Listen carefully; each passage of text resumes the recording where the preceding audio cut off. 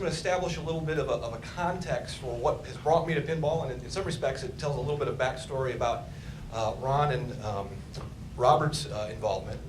Then I'm going to do something with what I had talked about in terms of Python Angelo's kind of vision about pinball and some of the complications there. And then I'm going to end with a little video that I put together that kind of helps maybe set up Ron's effort a little bit, because he is kind of in the process of building a pinball machine. And so what I did over break was I went to see all the different iterations that I could find. I spent about 3 days scouring YouTube for all of the homemade versions that are out there, and tried to kind of press them together with a song that I'm sure that you'll hate me for in terms of being whistling it the rest of the evening. So that's how we'll end. It'll kind of recharge things and then get on to the last two presentations. What kind of brought us together, at least initially, was a project in 2013 called the MLA Arcade. This was an opportunity following a MLA presentation we gave in Seattle to do movies. And we had done movies, this was Victor Vitanza's idea, to kind of have people make movies in place of giving traditional presentations. But when he came in Boston, he said, well, we could do it again, but it all has to be about the same theme. And he kind of said this offhandedly to a number of people that had been involved with the one in Seattle. And I said, well, just privately, what about if it was all about pinball? And he said, well, if you can find 7 other people to do things about pinball, we'll go with that. So I thought, well, there's an opportunity here. How am I going to sell this to people that I presume don't know as much about pinball? And I really didn't know a ton myself. I had purchased a pinball machine that my wife and I played when we were first dating at Central Michigan. But it just so happened that just as I was beginning to think about this, and I'd really thought initially that pinball was going to be a distraction from anything academic, no sooner did I think that than I looked on Enculturation, and Ron had published an article called The Mechanical Bride of Pinbot. Just a fantastic kind of bringing together Python Angelo's machine, The Bride of Pinbot, with some of the thinking that Marshall McLuhan did in The Mechanical Bride. And I thought, wow, this is a really smart scholarship. Now all of a sudden the thing that I wanted to use to distract myself with is now front and center of something of, oh, I wish I had written something along those lines. But I thought, well, maybe Ron would be interested in being part of the MLA Arcade, and maybe that would be a good impetus for other people to know what to do. And so I contacted Ron via email. We'd never corresponded or met before, and 4 hours later, I said, well, what do you think about making a video about your article and giving up a good chunk of your Christmas, because MLA was in Boston, cold, over Christmas, and 4 hours later he said, wow, that sounds like an intriguing idea. I'm game. And so then I started taking his interest and shopping it to other people. And you can kind of see some of the other folks that were part of this project: Sarah Arroyo, California at Long Beach State, Scott Barnett, Indiana University, Ron, myself, Anthony Colmati, Alma College, Jason Helms, TCU, Alexandra Hidalgo. She was at Purdue at the time, but now at Michigan State, Robert. And then actually added later Jody Shipka, given a project that kind of, as I was trying to get this published, because after we got together and we made a number of videos, and this collection, I should say, was published in Itineration. And unfortunately, that journal kind of sunk. So this is the trace that's left of it. It's housed on, the whole URL starts with Tundra, and I don't know exactly what Tundra belongs to, but this is kind of a frozen in ice artifact that was published at one time, but now not part of a journal that is functional. But if you're interested in these articles, and I would encourage you to maybe, if you have an interest in pinball, to just type in MLA Arcade. And one of the things that was a challenge was not only to get people to try to make the movies, but then when I had the idea of trying to get them published, to get people to return to them to write up an essay about what they had done. So it was one thing to make the movies, it was another thing to see it to publication. One of the reasons that I really wanted to bring it to publication, so each of these are really, it's really just smart work. I don't want to rehash what we did in MLA for this conference. I want to kind of move on with the story. I want to tell you what happened after this collection, but there's really some neat things here that I'd be tickled if it just had a life at all after bringing it together. And one of the reasons that I wanted to bring it together is about 3 months after we presented in Boston in 2013, I'd been trying to get a hold of Python Angelo to talk to him about his work, and I discovered a phone number that was in Michigan. And about 9 o'clock in the morning, 3 months after I had tried to contact him, he called me. And I knew who it was because I had spent a while making a video about him, editing, but he didn't wait to introduce himself. He launched right into all the things that he was really excited to tell me about pinball. And maybe part of the urgency of talking about pinball is he had just recovered from a round of cancer. And he was also excited that he had a house in Climax, Michigan, where I went to summer camp. And so we also shared a kind of geography. Oh, Python Angelo. Who is Python Angelo?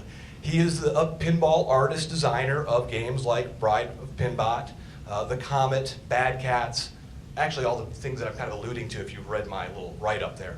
He's kind of notorious and controversial, not a mellow individual as the hour and 20-minute conversation where I don't think I spoke was about. But he was going to give a conference down in Oakland University, and he was kind of excited to meet me. I shared with him the videos that everyone made, and he was just really enthusiastic. And so this is a picture of myself and Vivian, my daughter at the time, with Python. And he was the keynote address. And during the keynote address, I'm going to play a little bit of it for you here. He did not prepare me that he was going to quote me. In fact, I came to film him, and as you'll see in the beginning of his talk, he kind of goes right into the video that I want to share with you. He's going to quote a video, and I could show you the degraded kind of version of the person who filmed it. It kind of reminds me a little bit of one of the earlier presentations where you're kind of like filming earlier iterations and you're looking at it through the technology. And I'm going to show you a better version, but I think that in showing what I'm doing, I'd like to kind of think of it in the lens of quoting through another medium and another medium, these various iterations. But at the end of the day, he was really enthusiastic. He wanted to avail his artwork to me and to collaborate more together. And I thought that the project that was published here was going to be something completely different. You can kind of see here, there's a letter that he wrote. He says, "I'm back from the Tacoma show. It was great. Wish you were here. When back from Hawaii, give me a shout and let's collaborate and do something exceptional. I did quite a few book projects of various topics for both academic and literary applications.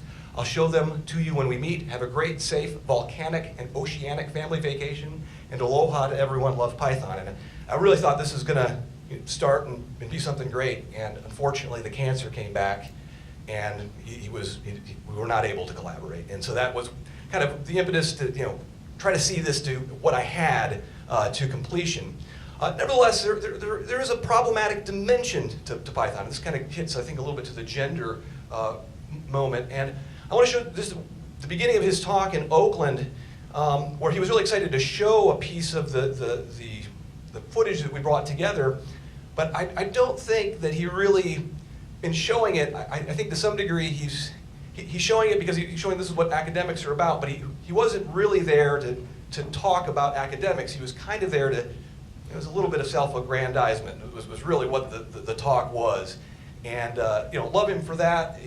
We wanted to kind of show he was in a context, but I think that the issues, particularly that he picked up on about sexuality that Anthony Colomati put together from Alma College, really is something that would be, I think, something that you would really find interesting, and maybe we could talk more about. So I'm going to do a long block quote, something that I often discourage students from doing so much of, and I'm going to show you a little chunk of the part of Anthony's presentation that he wanted us to see. But I'll just show you the setting for where the talk took place.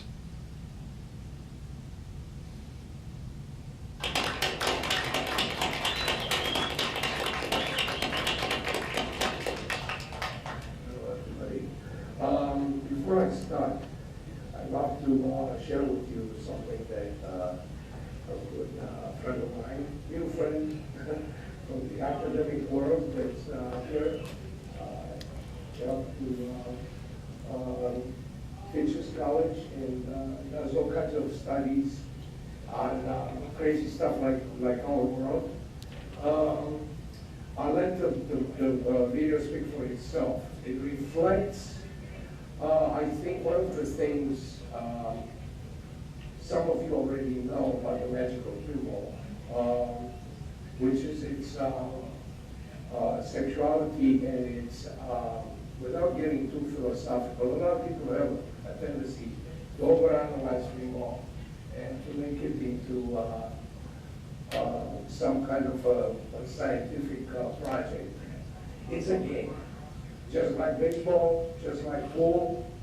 You'll go on and really just kind of undercut what Anthony was trying to do, and to say it's simple. Pinball is what it is, which is not exactly what Anthony's argument is. I'll show you Anthony's argument because I think it's germane to some of the things we've been talking about today. Again, I don't mean to disparage Python's reading here, but it does kind of miss a little bit of what I think you'll find interesting about some of Anthony's.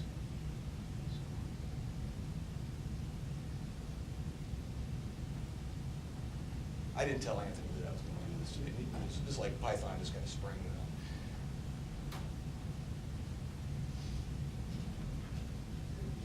Though pinball appears to be quite irrelevant to a society of smartphones and 99-cent app players, I'd like to propose, without trying to stage a comeback, that pinball still has something very important to say to the 21st century about our relationship with technology.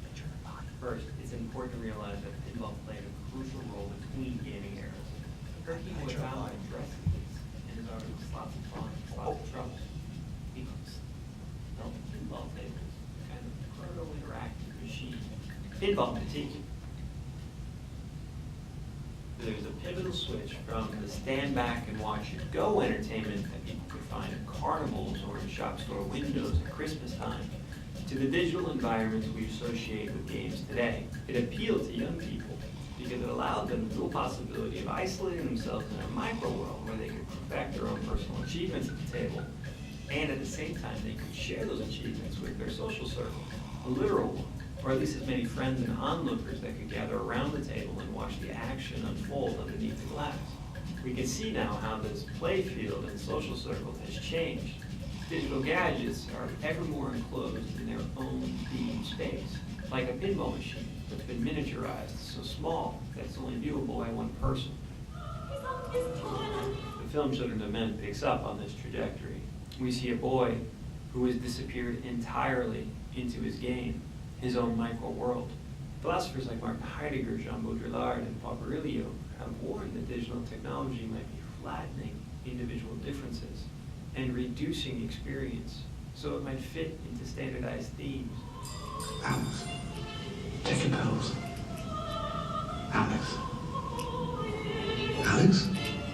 Alex! Recent commentators on digital technology like Nicholas Carr or Jared Lanier have made similar arguments against social media networks, saying that they produce cognitive shallow and a restrictive range of expression. It is here that pinball offers not a negation or a rebuttal or a dismissal of these points, but an added possibility. It brings bonus content or extra life to relationships with technology. In part, pinball is able to do this because it is the historical bumper, a bridge between two eras, and it therefore marks a time in which there are more flexible interpretations of what human beings' relationships to machines might mean. So I'd like to take a moment to look back at that transitionary period, a time when pinball playfields were losing ground to the new video game cabinets of arcades. A 1986 Italian comedy called Troppo Forte, which translates as Too Strong, follows the exploits of Oscar, played by Carlo Verdone. Oscar wants to be an action. This is He's a what walking character. Python wanted people to Sketched see. Italian style, somewhere between a stuntman and a sweeter version of Andrew Dice Clay. Some of this is tongue-in-cheek. Oscar's nickname, in fact, is Troppo Forte, an acknowledgement that all his machismo is a little too much. Audiences are introduced to him in a relatively well-known pinball scene, or flipper as it's called in Italy. Male stereotypes from the 1980s collide as biker jock meets computer geek. Che funziona il flipper? Devi accendere l'interruttore di sotto. Ok?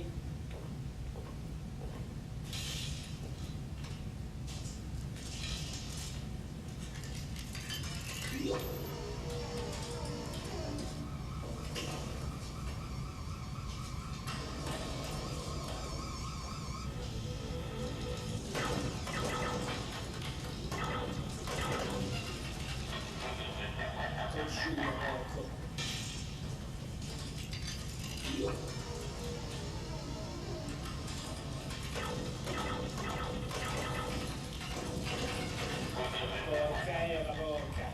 Lavori troppo de polse e usi male l'avambraccio. Permetti? Quello che io mi sforzati del sacco d'anni è sempre la stessa cosa. Cioè il rapporto col flipper è come un rapporto sessuale, come l'amplesso.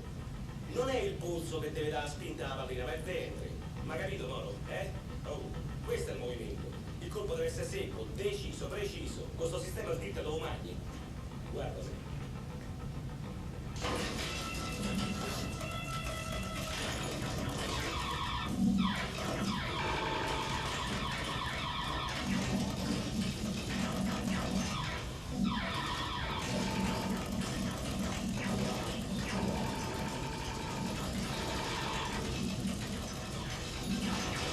Lasci due, sei il drago sei.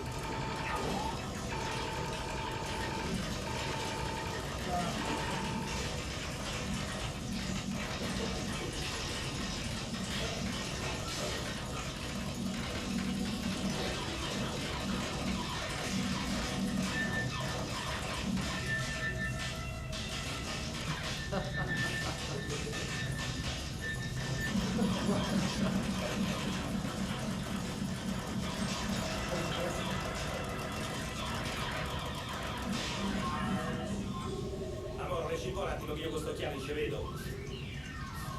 995.000, ammazza.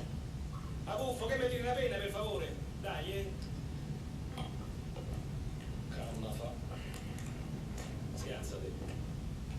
He didn't play Anthony's attendant a commentary to why this matters. Okay, he showed just that much, and then he was on to his talk. So we're going to hear Anthony's follow-up.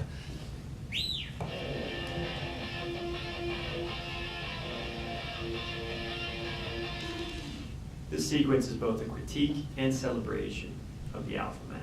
Oscar is all physicality, all carnality. He dominates the machine like a humping animal. So complete is his score that he tags the machine, tattoos his mark on its face. It can be read distastefully, especially if the pinball table is taken as a substitute for a woman. The film at least attempts somewhat to complicate and poke fun at this inflated masculinity in later scenes, but it's unchecked in this opening. And Oscar's expanded figure of the virile male overturns the conventional wisdom about what a gamer should look like. That's half the joke. One would think that it's the geek, the guy who looks like a computer, who moves like a computer, who's going to be the most skilled at pinball. Oscar demonstrates that that approach to a machine lacks passion. It doesn't have enough stomach. What Oscar puts on display is nakedly alive, a fleshy, messy, spilling out of desire. I'd like to add another layer here. And I'll leave you to check out the rest of Anthony's work. Where he goes with this is really good as well, and some of the implications are really good. But I think to some degree, as I looked at Python's work and thought about my initial presentation, I became a little bit of an apologist for some things in Python's own effort that I really couldn't account for in quite the way that I thought that I would write myself into. Sometimes you do that in a proposal, right? You come up with the idea and then you say, well, I'll figure that out when I get there. But yeah, let me. Well, I think what I'll do, I kind of want to, again, kind of address Python and sexuality. What I'll do, I think, is turn things over to Robert, let Robert do his thing, and then Ron, and then if there's time, I'll show you a little bit of the video of what other people have done with pinball machines, and if not, we'll just put them on the website for people to check out. It's really just kind of a compendium anyway. So, Robert? So I'm doing a historical bit on the illegality of pinball. So let me go ahead and get started. So why would something as innocuous and seemingly innocent as a simple game of pinball be determined illegal? Leave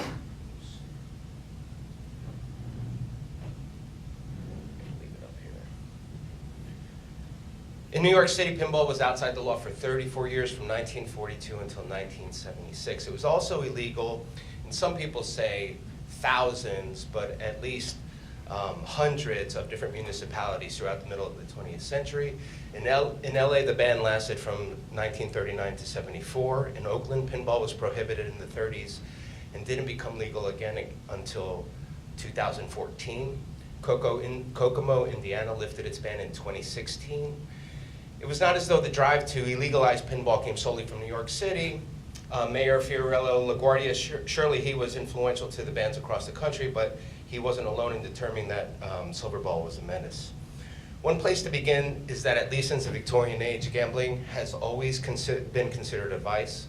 Some of the earliest forms of gambling came to the US from Great Britain in the form of lotteries. And by the turn of the 20th century, over half the states had written anti-lottery provisions directly into their constitutions. One early lottery, called the National Lottery, that was formed to raise revenue for the District of Columbia, sold tickets across state lines, but allegedly never paid out its winnings. Also, the corruption of the Louisiana State Lottery Commission, which also sold lottery tickets across state lines and bribed politicians to keep the private company in power for over 25 years, would eventually lead to Congress establishing anti-gambling laws, in particular laws that outlawed the selling of lottery tickets across those lines. Similar grievances arose, and during the 1890s, related anti-gambling clauses continued to be passed by Congress and the states in order to curb gambling rackets of various forms, including games of chance, cards, and bucket shops.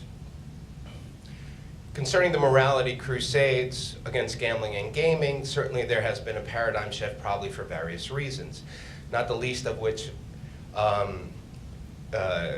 is there has been a movement from who controls the gaming rackets, as one commentator has put it, from gangsters to governors.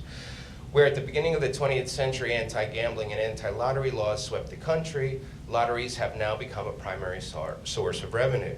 Today, gambling is not only tolerated in our society, it's actively encouraged, especially in the form of state-run lotteries again. In fact, statistics from 2014 show that the state-run lotteries take in $70.1 billion a year. That's more than Americans in all 50 states spent on sports tickets, books, video games, movie tickets, and recorded music sales. If you add to that casinos, if you add casinos, to the lotteries, that's another whopping $240 billion a year, according to the American Gaming Association. So there are various factors why we have such a hard time grasping why pinball was outlawed, but that probably has less to do with the games that were outlawed and more to do with the way that we understand the game today. Typically, we cannot think of a pinball game without picturing a table with flippers, but the flipper wasn't invented until 1947. By the time it was already illegalized throughout the country, and the laws pertaining to its illegality were originally written concerning those flipperless machines, which many were designated, which were designated by the laws as games of chance, not games of skill, extensions really of slot machines. Manufacturers anticipated from the outset that they were going to have a rough time being able to continuously market their machines. And so as the years went by and the gambling laws got more particular, manufacturers would make adjustments to the machines to try to circumvent the law, again blending the relationship between slots and pins even more. In 1891, a Brooklyn outfit named Sitman and Pitt developed the sort of draw poker machine. Drums spun cards, and after you inserted your nickel, you got your hand. You then traded your hand for a beer or a cigar from the establishment that you were in. There was no payout mechanism. Later, toward the end of the decade, two different producers, Fay and Mills, developed slots that did pay out. By 1950, there were 10 major manufacturers of slots, and they were all located in Chicago, many with purported underworld dealings, making that city the slot machine capital of the world. Most of the pinball machines were also coming from these same manufacturers. By the 1920s and 30s, the Chicago mob, known as the Outfit run by Al Capone, was deep into the manufacturing of slots and pins. One innovation that came with these early years were developing both slots and pins that could also be called vending machines in order to circumvent gambling statutes. The Stephen Mills Company, for instance, developed a machine where you inserted a token and pulled the lever. If you didn't get a payout, all you had to do was turn a knob at the bottom and a mint or a pack of gum would be dispensed. The fruits that show up on today's slot machines in the casinos that go back, they're skewer morphs, if you will, of these early attempts to circumvent the law. As one commentator put it, writing in 1950, the slot machine people argue that the mint vending machine is not a gambling device, since the player always receives value for each coin deposited. A large number of courts have given credence to this sophistry and have enjoined the police to keep their paws off the machines.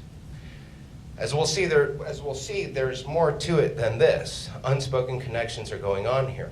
So just as these slots were outfitted with vending machine characteristics, there were pinball machines that also had payout mechanisms. Typically, an amusement pinball machine would give free plays, but there were also gambling-style pinball machines that would pay out considerably more.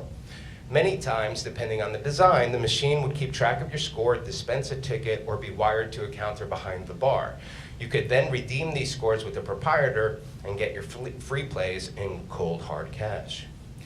Gambling pin machines, whether they had active payouts or not, allowed a large number of free plays. According to one critic from 1965, explained that on a gambling-style pinball machine, the maximum number of free games went up to 999, the most that the counters could count. The significance is that on a dime play, a player had the potential and knew that she had the potential to win $99.90, an amount, explains the writer, that, quote, exceeds the payoff amount of any comparable slot machine, end quote.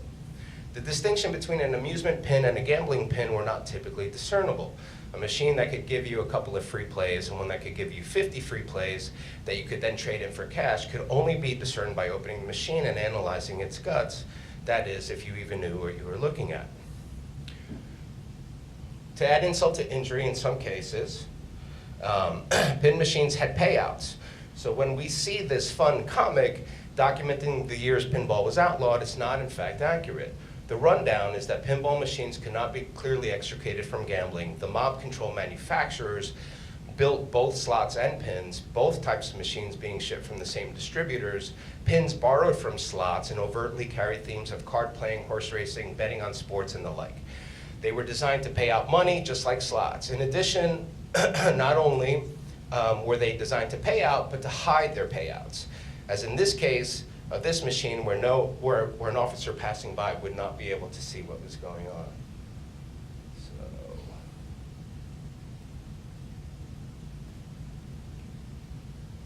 I don't know if you've seen these before, but they're pretty common. At that point, you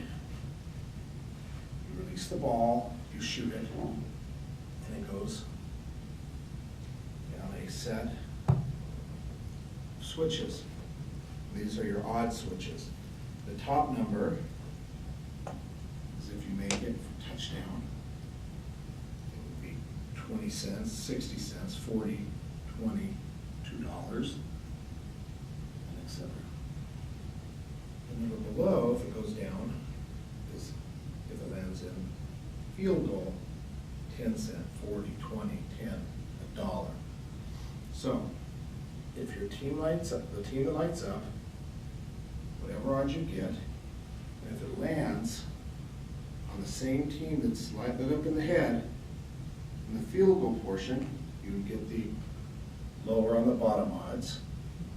And if you make it through that field goal portion of the playfield and get to the correct team in the touchdown, you would get the upper higher odds. I will attempt to try it.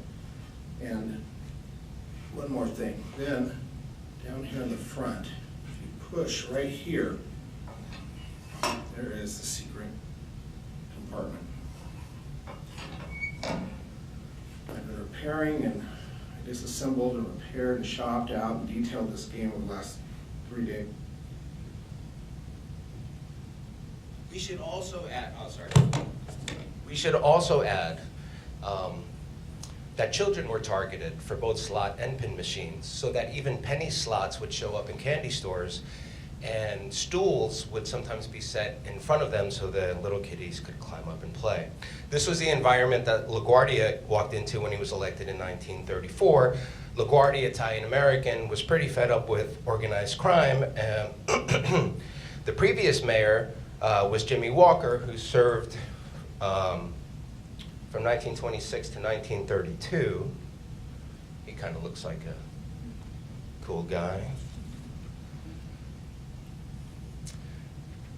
It was during these years that Frank, the Prime Minister Costello, was moving through the ranks of the Luciano family, which would later become the Genovese family, one of the strongest of the five.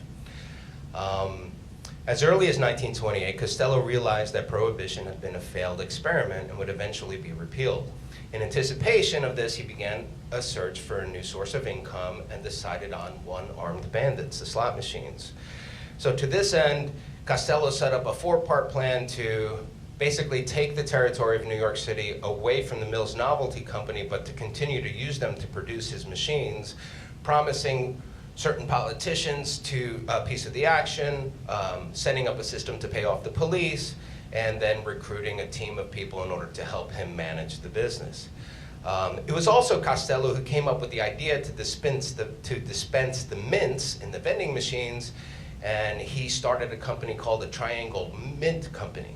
Even better, Costello had his crew place so-called authenticity stickers on the machines so that when police were investigating a machine, they would see that this machine was legit. In other words, it was owned by the mob. And if it did not have the sticker, then the police commissioner instructed the police officers to destroy and confiscate those machines. By the time Walker famously resigned amidst corruption charges in '32, pressured out by FDR, who was governor at the time, and LaGuardia won the mayoral election, there were at least 25,000 slots and pins around New York City in bars, barbershops, laundromats, speakeasies, cafeterias, and candy stores. Among the first things LaGuardia wanted to do is get rid of Costello and his crew. In his first radio address, he said, "Let's drive these bums out of town." He cleaned out the corrupt police, and then he started clearing out the slides in the city. I'm sorry, the slots. Oh, there's Frank. He's a cool guy too. And so the LaGuardia started smashing the slot machines and then started pitching them into, there was various parties of throwing slot machines into the harbor, and they're in the Long Island Sound. They're all around New York City. It would be fun to go out there and do an excavation, and I wonder if we could actually earn a little money. So that happened, that he was able to get the slots eliminated pretty quickly. But once the slots were gone, then there were people who had the itch to play another game of chance, which was called pinball. So he set up a task force to eliminate the so-called pinball racket. In '42, LaGuardia was able to convince a judge, Ambrose Haddock, that all pinball machines were gambling devices. And with that ruling, pinball officially became outlawed. Much of the country followed suit. This article, 2196 to 2,196 pinball devices seized. It goes on to say half a dozen storekeepers pled guilty and threw themselves on the mercy of the court for owning the nickel-snatching devices. But LaGuardia was actually able to get a lot of support, popular support, after Pearl Harbor happened, and he started collecting the pinball machines in order to salvage materials, thinking of our little project over here, salvage materials to help win the war, and they were able to get 10,000 pounds of scrap metal from the pinball seizures, and the NYPD was able to acquire thousands of billy clubs made from the legs of the machines. As I stated earlier, the invention of flippers wouldn't happen until 1947, and although Gottlieb manufacturing was around during Walker and LaGuardia's day, Gottlieb himself knew that the only hope for pinball was to show that it was in fact a game of skill, not one of chance. The first game called Humpty Dumpty that was released, there were other games, but this was the first major game with the best flipper, which was designed by his engineer named Hans Mobbs. Those flippers came out in '47. So from '47 onwards, the flippers were out. Of course, there was crossover between gambling pin machines and amusement pin machines still going on. But no matter how many times people continue to try to get courses to reverse the law and say that these aren't gambling machines anymore, it wasn't until 1976, which, oops.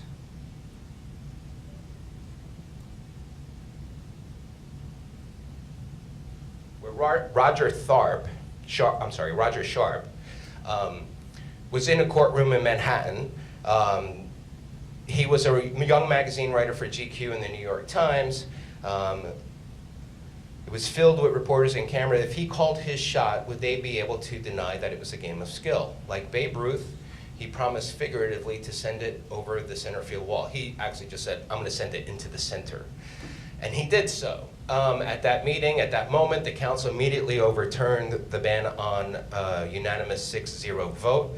And on 1976, August 1st, Sharp's birthday, Mayor Abraham Beame signed the new law making pinball legal. Again, that's my story, and I'm sticking to it.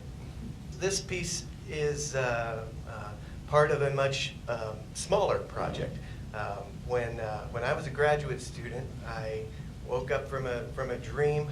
I wrote the dream down, and I went back to bed and woke up and read what the dream was. I was playing a pinball machine that you know, and again, I was a new graduate student at the time, so some of you may remember or relate to this now.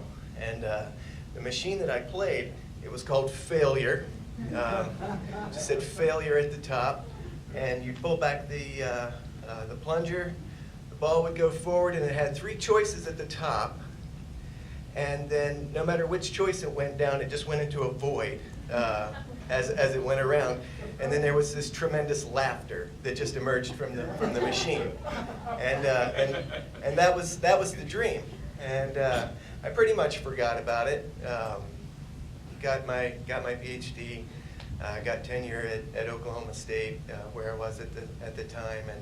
And I thought, okay, well, what do I want to do? I mean, I did a bunch of shit that I didn't really want to do to get tenure. What do I really want to write about? And it was pinball. You know, it just kind of hit me that I wanted to write about pinball, and and just like anybody trained in maybe in close reading methods, I started thinking about one machine that had been influential in my life at some point, the Bride of Pinbot. I was reading Marshall McLuhan at the time, and he kept talking about the juxtaposition of sex and technology. And I mean, this book seemed prophetic. It was published in 1953, and he talked about this moment where we're bringing the two, very much like the Marinetti stuff that you were writing about, but bringing the two sex and technology together. It started to occur to me that machine, was it 1991 that machine was made? And I started just doing research, and I discovered that the pinball machines in 91 had they started to become more and more sexually oriented or erotic or pornographic, I guess, depending on your point of view, as a way of competing with video games. And that became an interesting piece of media archaeology, I guess to me. And at the same time, I started to think about how, theoretically speaking, pinball is a delight mechanically, without theme. And so I guess since the publication of that particular article, I started to become interested in the way that just the mechanics make meaning, and perhaps the way that brings about potential themes in pinball as it stands today. So I've made a couple of machines, and I'm just going to show you a little video that I made just in relationship to maybe pinball construction. And the first video is the first time I started with this, some manifestation of this particular machine, which you can see it's very simple. There's not a lot to it, but the actual construction helps sort of make meaning. But there's a radically simpler version of it that you're going to see in this video, and then also maybe let's kind of create sort of a Zen. It's really late in the afternoon for Zen, but anyway, the video is only 4 minutes long, so feel free to walk around if you wish.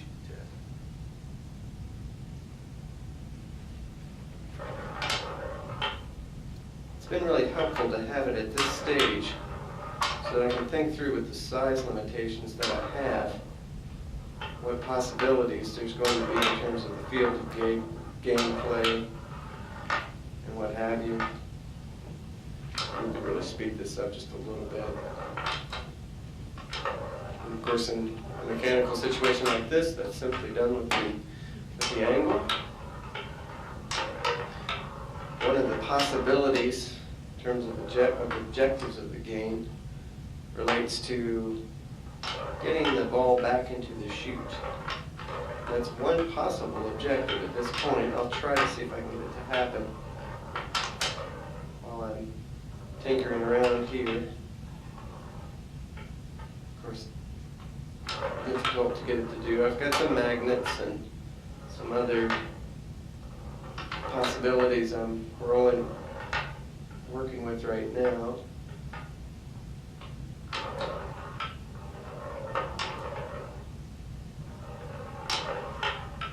It's not going to happen. Maybe make some targets. Definitely see some targets up in this area, some possibilities there. What's some kind of interest up at the top? And I don't know exactly what that's going to look like yet. Nope. Even at this slowed down pace, it's a fairly challenging machine.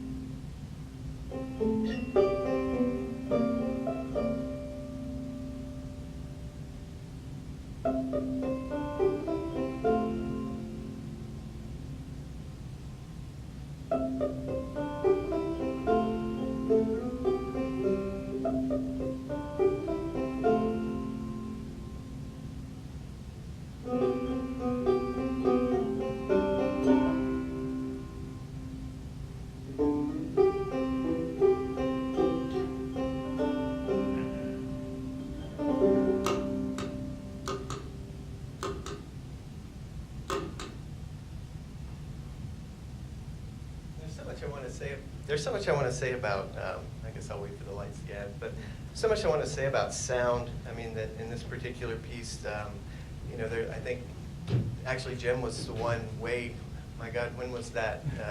It's more than 10 years ago. Anyway, Jim introduced me to Bogost's work, and I was reading a footnote in Bogost's work that was talking about, you know, the books about carpentry and about procedural rhetorics, and one of the pieces that he says in a footnote, he says, you know, I'm talking about video games here, but certainly my thinking could be applied to older games, you know, and that's, you know, that's one of the pieces with this particular machine, you know, the way that the pop bumper works differently than the previously all mechanical version that I had of this particular machine, and I think in some ways, one of the pieces that I'm really questions that I'm sort of struggling with, and I would love to have been able to interview Python on some of this, is the way that theme emerges in the construction.